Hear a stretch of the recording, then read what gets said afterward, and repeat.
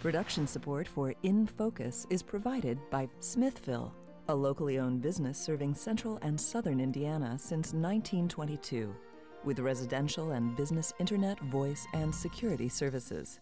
Smithville, local pride, global technology. Information at smithville.net. Hoosier Energy, providing electricity for central and southern Indiana electric cooperatives and their member customers. Information at hpen.com.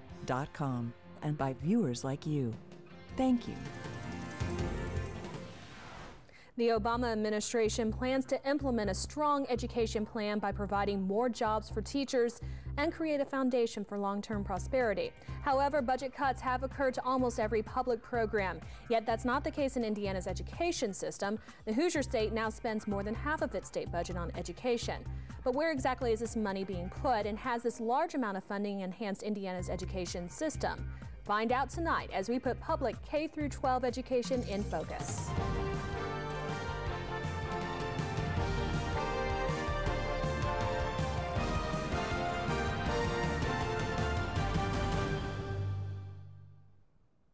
Welcome to In Focus. I'm Ann Shea. As we discuss the public K-12 education system tonight, our expert panel is ready to address your questions. So give us a call at 1-800-987-9848 or send us an email at infocus@indiana.edu. President Obama dedicated $53 billion to education and training in the Recovery Act. From this money, Indiana has received almost $1.3 million, and in the new state budget, the Hoosier State increased its funding for K-12 education, almost half of the state's school funding formula. Some in the state's leadership are ready to reconstruct its educational funding formula and allocate the funds. WTIU's Shamika Neely has more. The state's have to start from scratch. And gives WTIU an exclusive interview on the future of public education here in the Hoosier State. The historical perspective is that we have changed it every 2 years. You know, 1 year we'll come up with a great school funding formula that over a 15 or 20 year period would equalize the funding and try to address some of those problems. And then 2 years later, the formula gets tweaked or rewritten, and so it never really finishes the job. And what I'm trying to do is get people to think about it. Let's throw it out. Let's throw it out and start over if we have to. And the formula is key to that. But if we fight over it, if it becomes partisan every 2 years, this partisan bickering that goes on over the school funding formula, it seems to me we're defeating our purpose. Simpson says that partisan politics shouldn't get in the way of Indiana's funding formula, but rather it should concentrate on what's best for each student. And every year, it's always part of our budget negotiations and budget discussion. And every year, it seems that the entire budget gets kind of pushed aside while we debate the fundamentals of the school funding formula. The formula determines not how much money is spent, but how the money that's appropriated through the budget gets distributed to school corporations. It's so complicated that nobody can understand it anymore. The biggest arguments always occur when we talk about how to distribute those funds between the different schools, which means between the different children. And so it has sucked the life out of the budget discussion.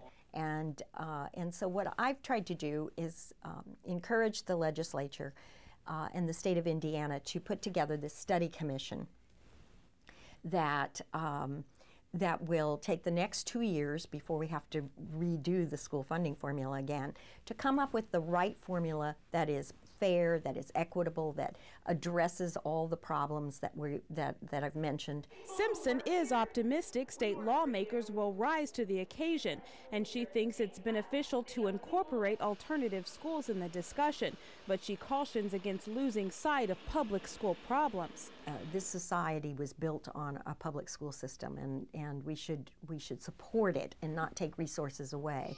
But if we can come up with new resources, for additional resources, to fund some of those experiments and try them out, I think we should be open to some of those creative alternatives. And I think there are a lot of alternatives that we can look at, but not at the detriment of our public schools. We can't stop investing in them in order to try the new things. If we're really interested in investing in new ideas, then we need to find the money to support those things. Simpson hopes to put together a nonpartisan group of school funding experts which will rely on numbers rather than on politics to offer a solution. Tonight, we discuss the future of the funding formula and where the Hoosier State stands in the process as we put public K-12 education in focus. And joining me tonight, as always, is WFIU News Director Stan Jastrzebski. Who will you be talking with tonight, Stan?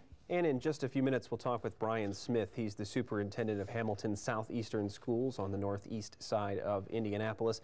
And then we'll talk live in studio with Lauren Wood, a teacher at Bloomington's New Tech High School. Both of those come up later in the program, but right now back to you. All right, looking forward to it. Thanks, Stan. We'd like to start off tonight's discussion on education with the topic of funding, of course. This is a big issue with the Recovery Act allocating billions of dollars towards education programs. And in Indiana, the 2009-2011 budget actually increased funding for K-12 education, while several other public programs saw a decrease in their funds. And joining me tonight to talk about this issue and much more are Tim Thrasher, Monroe County Community School Corporation Controller, Dr. Gerardo Gonzalez, Dean of the School of Education at Indiana University, and joining us from the Indiana State House, Representative from District 61, Matt Pierce. Thank you all so much for being here. I want to first of all start off with what Senator Simpson was just talking about. Why don't we start with you, Matt? Do we need to totally go through and reformulate the funding formula for education? Yes, I think we do, and your viewers shouldn't get the impression that somehow a big, huge ton of money has come into education recently. We did use that stimulus money to top off and kind of save ourselves, but there are a lot of schools that are taking real hits, losing millions of dollars in funding. And every legislator goes to the legislature trying to maximize the funding for the schools in their districts, and so that's one fundamental dynamic. But we've got a fault line that's developed between urban schools and rural schools that are losing students, their enrollment's declining, or maybe it's stable, as opposed to suburban schools that have growing enrollments. And so the Senate Republicans tend to back a formula that would funnel more money to more affluent suburban schools that have growing enrollments at the expense of urban schools or rural schools. And that's what we've seen with the last funding formula, is it tended to tilt more toward the suburban schools. And so what we'll see is school corporations like Gary or small rural districts like New Harmony are going to take real hits, and that's going to cause them to have to cut programs and the quality of education their students receive. If you wouldn't mind, kind of explain why that happens, though, for people who don't understand why more wealthy school districts get more money. Well, the Senate Republicans would like to have something called the money follows the child, and you would simply add up how many students and everyone would get a set amount for each student. The House Democrats have said that that really punishes some school districts because you might lose enough students to really put a dent in your funding, but you still have enough students that you have to keep all the buildings functioning, you have to keep the same number of teachers, you have the same expenses. And so what we've tried to do is craft a formula in a way that you kind of soften the blow, that you kind of ramp down the funding over a number of years so the school districts have time to adjust. If you just take it away from them all at once, they've got a significant problem because they still have a core of students they have to educate, but they don't have the resources to get the job done. Tim, let's go to you and talk about Monroe County itself. I mean, when we're looking at the current funding formula, how is Monroe County doing? Well, a lot depends on what happens with our final enrollment count, or ADM count. Right now it looks like we're going to decline at least 200 to 250 students. So that's a real problem for us because it means we're going to have little or no new money, could even have declining revenues in 2010. This is coming at a time when we're not receiving very many retirements from our teaching staff. I think the economy is having an impact on that. Salary schedules in Indiana, a great many school corporations have built into the salary schedules an annual increment that causes the cost to go up. In our case, about 1.6% per year. Whether we increase the salary schedule itself or not, we incur this 1.6% increase in cost.